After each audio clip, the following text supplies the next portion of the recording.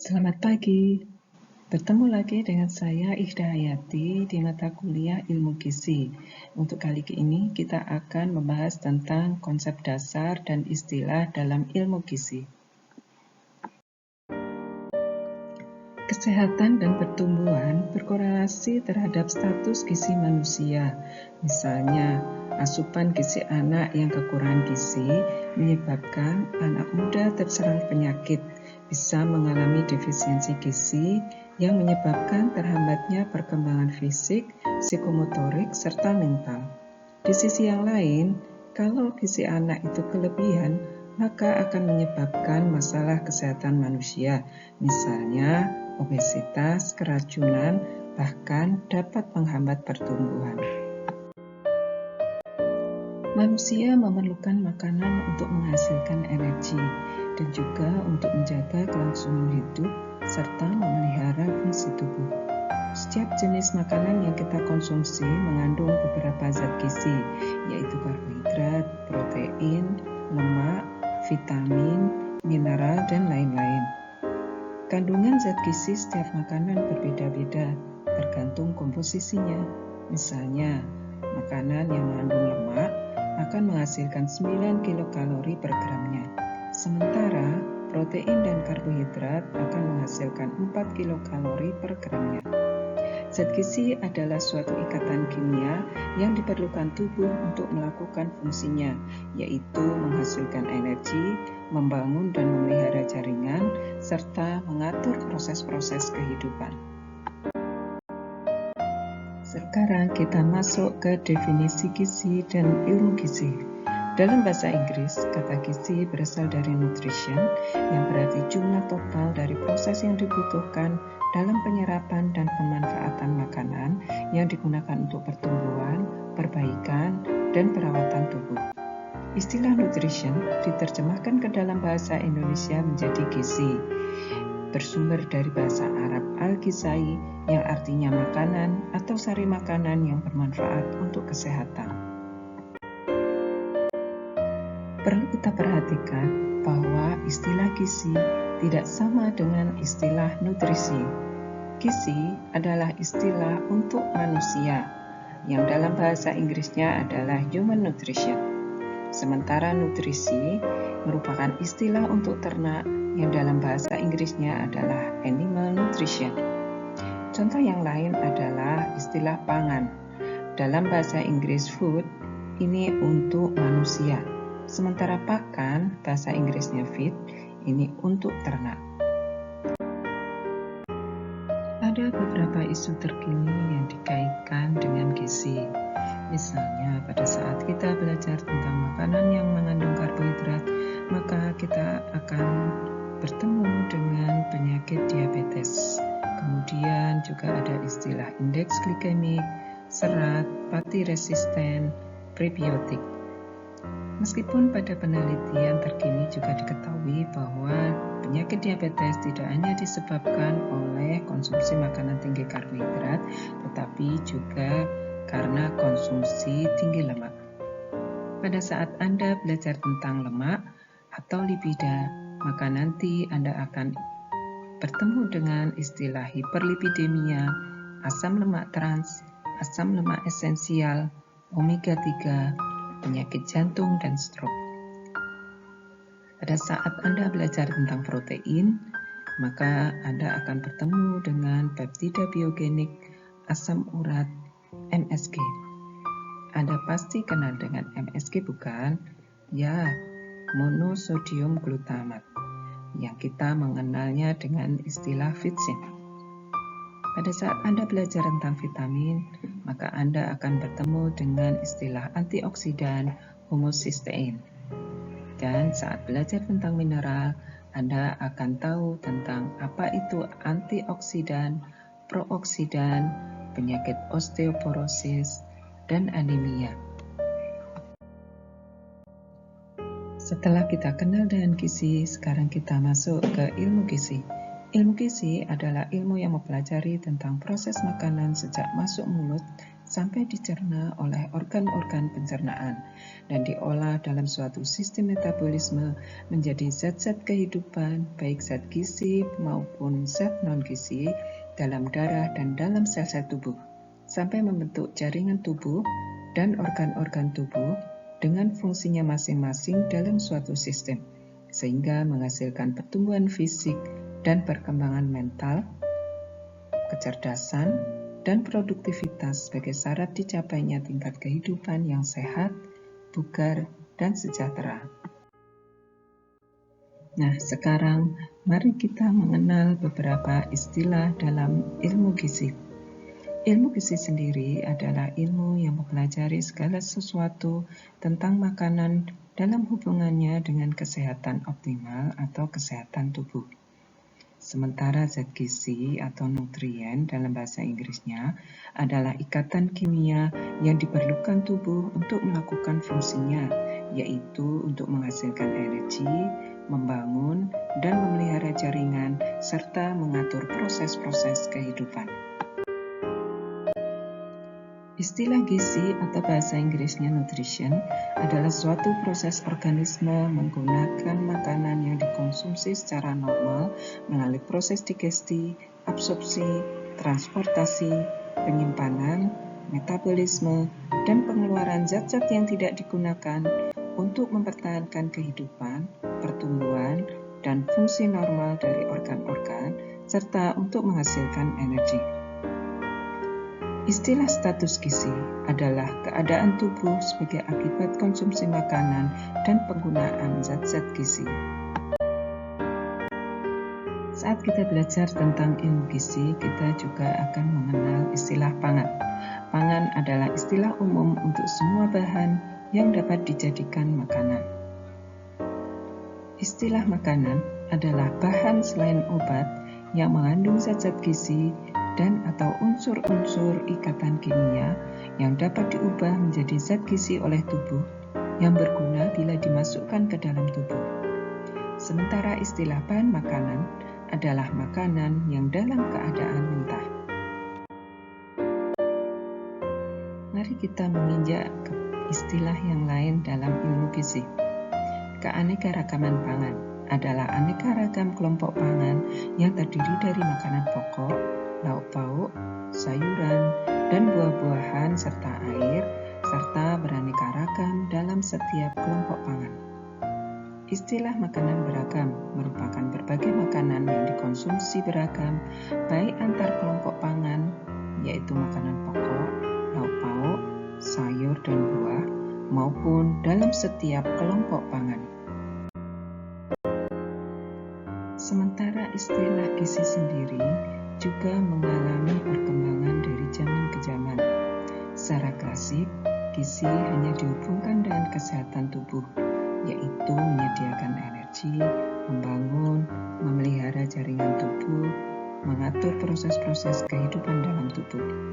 Tetapi pada masa sekarang, selain untuk kesehatan, juga dikaitkan dengan potensi ekonomi seseorang, karena gizi berkaitan dengan perkembangan otak, kemampuan belajar, dan produktivitas kerja.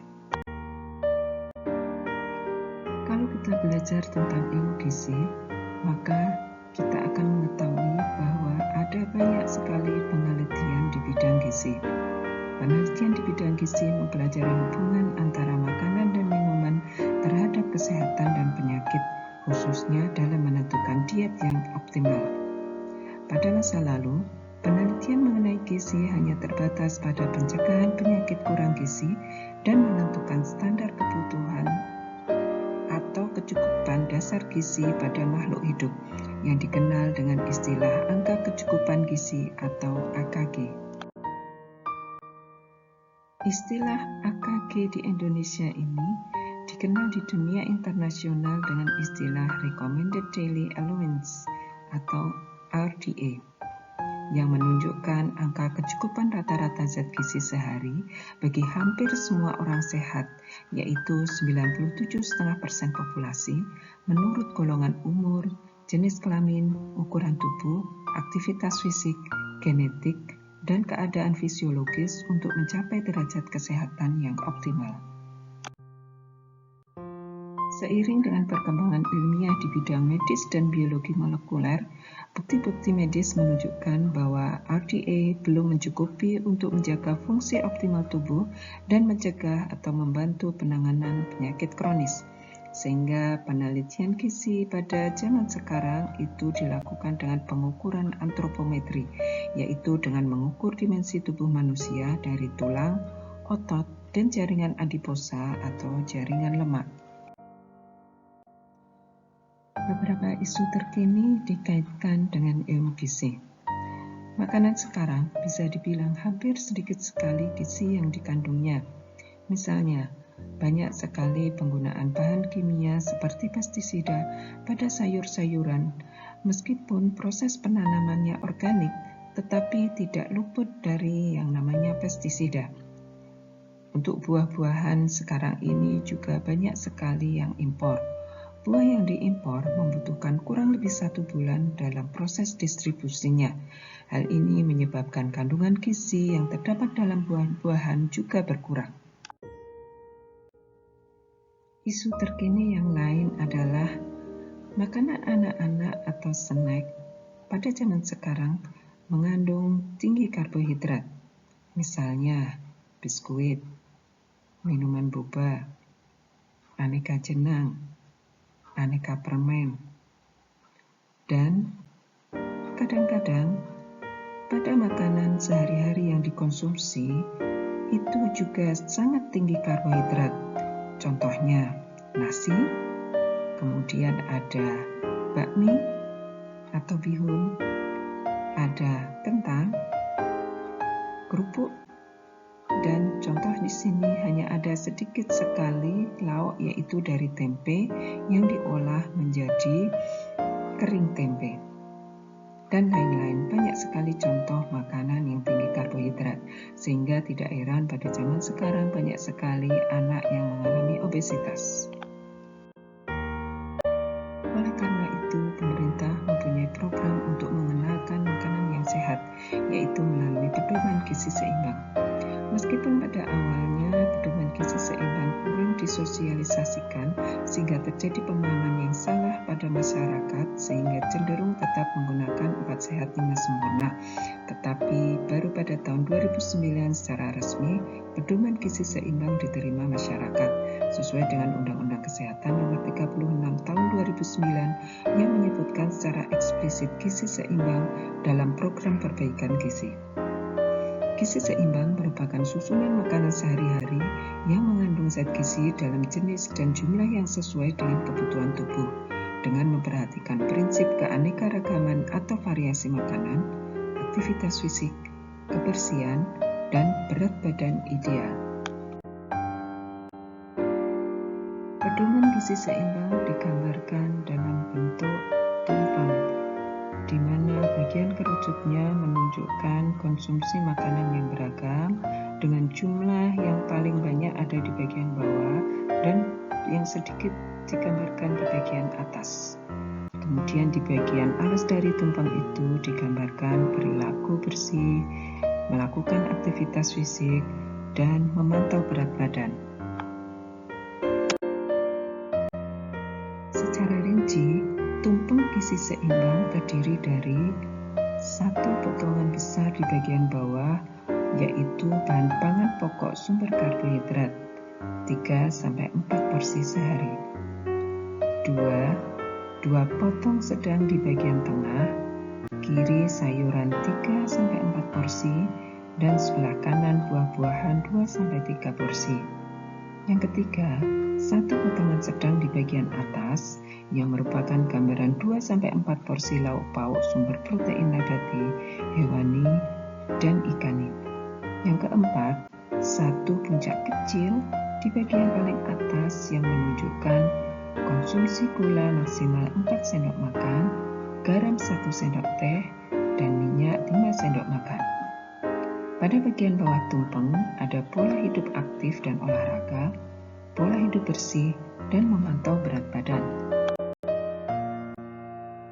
Jika digambarkan untuk sekali sajian makan, maka pedoman gizi seimbang bisa digambarkan dalam bentuk piring makanku.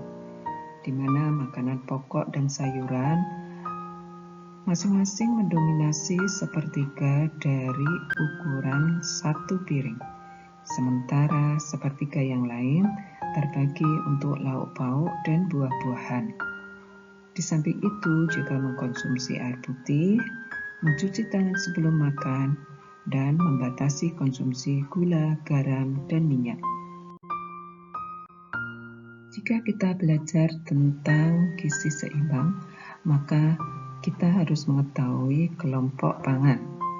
Yang pertama, ada kelompok makanan pokok yang merupakan sumber karbohidrat, misalnya beras, kentang, singkong, ubi jalar, jagung, talas, sagu, sukun, dan lain-lain. Kelompok kedua adalah lauk pauk sumber protein, ikan, telur, unggas, daging, susu, dan kacang-kacangan serta hasil olahannya, misalnya tahu dan tempe. Kelompok yang ketiga adalah kelompok sayuran, yaitu sayuran hijau dan sayuran yang berwarna lainnya. Kelompok keempat adalah buah-buahan, adalah buah yang berwarna. Sejak tahun 2014, Kementerian Kesehatan Republik Indonesia mengenalkan pesan umum gizi seimbang yang terdiri dari 10 poin. Yang pertama, syukuri dan nikmati aneka ragam makanan. Kedua, perbanyak makan sayuran dan cukup buah-buahan. 3. Biasakan mengkonsumsi lauk pauk mengandung protein tinggi. Keempat, biasakan mengkonsumsi aneka ragam makanan pokok. 5. Batasi konsumsi pangan manis, asin, berlemak. Keenam, biasakan sarapan. 7. Biasakan minum air putih yang cukup. 8. Biasakan membaca label pada kemasan pangan. 9. Cuci tangan pakai sabun dengan air bersih mengalir. Dan ke-10, lakukan aktivitas fisik yang cukup dan pertahankan berat badan normal. Mengkonsumsi makanan sehat saja tidak cukup untuk menjaga kesehatan tubuh, tetapi juga harus diikuti dengan pola hidup bersih. Pola hidup bersih harus dilakukan agar pola makan bergizi seimbang mendapatkan manfaat optimal.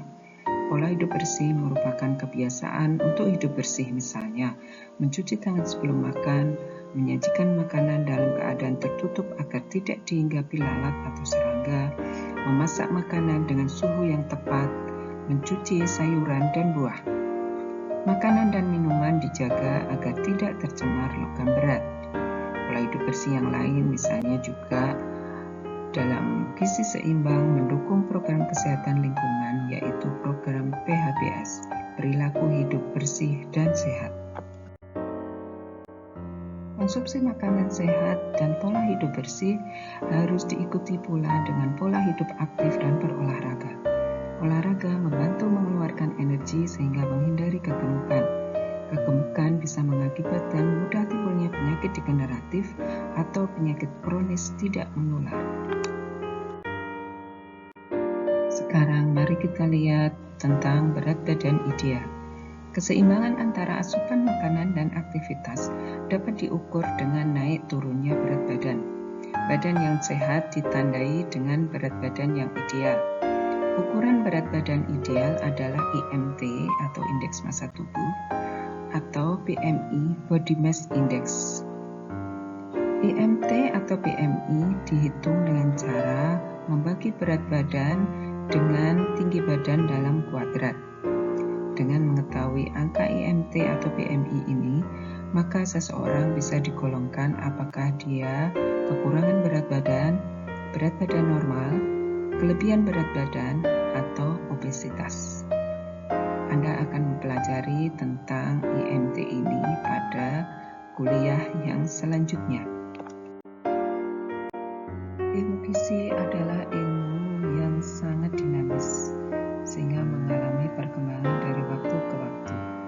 Dilihat dari segi sifatnya, ilmu gizi dibedakan menjadi dua, yaitu gizi yang berkaitan dengan kesehatan perorangan yang disebut gizi kesehatan perorangan, dan gizi yang berkaitan dengan kesehatan masyarakat yang disebut gizi kesehatan masyarakat atau public health nutrition. Kedua sifat keilmuan ini akhirnya masing-masing berkembang menjadi cabang ilmu sendiri, yaitu cabang ilmu gizi kesehatan perorangan atau disebut gizi klinik atau clinical nutrition, dan cabang ilmu gizi kesehatan masyarakat atau gizi masyarakat atau community nutrition. Kedua cabang ilmu gizi ini dibedakan berdasarkan hakikat masalahnya. Gizi klinik berkaitan dengan masalah gizi pada individu yang sedang menderita gangguan kesehatan akibat kekurangan atau kelebihan gizi. Oleh sebab itu, sifat dari gizi klinik adalah lebih menitik beratkan pada kuratif daripada preventif dan promotifnya. Sementara gizi masyarakat berkaitan dengan gangguan gizi pada kelompok masyarakat. Oleh sebab itu, sifat dari gizi masyarakat lebih ditekankan pada pencegahan atau prevensi dan peningkatan atau promosi. Nah, demikian kuliah pendahuluan ilmu gizi kita. Semoga kuliah pendahuluan ini bisa memberikan motivasi kepada Anda semua untuk mempelajari ilmu gizi lebih lanjut. Terima kasih dan sampai jumpa pada pertemuan ilmu gizi selanjutnya. Assalamualaikum warahmatullahi wabarakatuh.